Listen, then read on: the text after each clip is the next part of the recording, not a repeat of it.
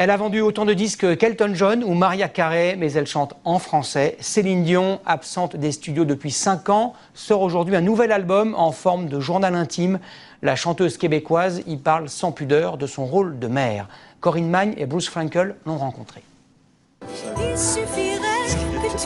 Sans attendre, dans l'émotion et l'intimité, des larmes de joie sur les joues, Céline Dion nous parle de sa vie en chanson. Une pléiade d'auteurs français ont posé leurs textes sur le parcours hors norme de celle qui, depuis 30 ans, pleure son bonheur. Je pleure tout le temps. Je pleure quand c'est drôle, je pleure quand c'est triste, je pleure quand c'est beau, je pleure quand je m'ennuie. Céline, la première fois que je l'ai vue en télé, elle devait avoir quoi, 14, 15, 16 ans. Il n'y avait pas une interview d'elle sans qu'elle fonde en larmes. C'est de là qu'est partie l'idée de moi quand je pleure, en exagérant évidemment. Pour beaucoup, sa vie est un roman. En 2001 s'ouvre le chapitre de la naissance de son premier enfant. En 2010, celui des jumeaux, Eddie et Nelson, un miracle. Je suis la mère, tu es l'enfant, aucun lien n'est plus sage. Et c'est Grand Corps Malade qui va mettre des mots sur son bonheur d'être maman. Tu es mon seul rivage. Quelle magie, quel miracle extraordinaire de pouvoir être parent. C'est un boulot qui n'est pas facile, mais c'est celui qui nous valorise le plus. Ne pleure plus, je te rassure. Les auteurs et compositeurs ont été vraiment à l'écoute.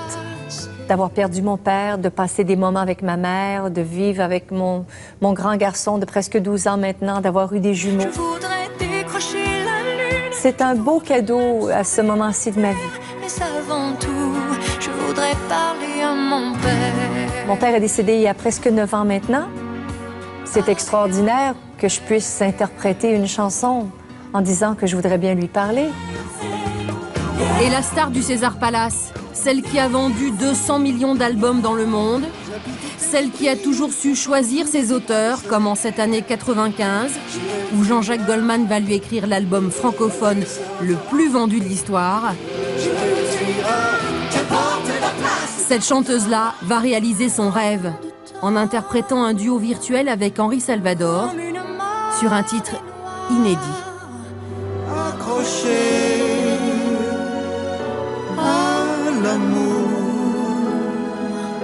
Quand Céline m'a proposé avec René de faire ce duo, alors j'étais aux anges, j'avais l'impression d'envoyer une plume à mon mari et lui dire « Voilà, cadeau, c'est pour toi ». Cet album est un cadeau, un livre ouvert sur sa vie. Et une fois de plus, à l'écoute de la maquette, Céline Dion a pleuré.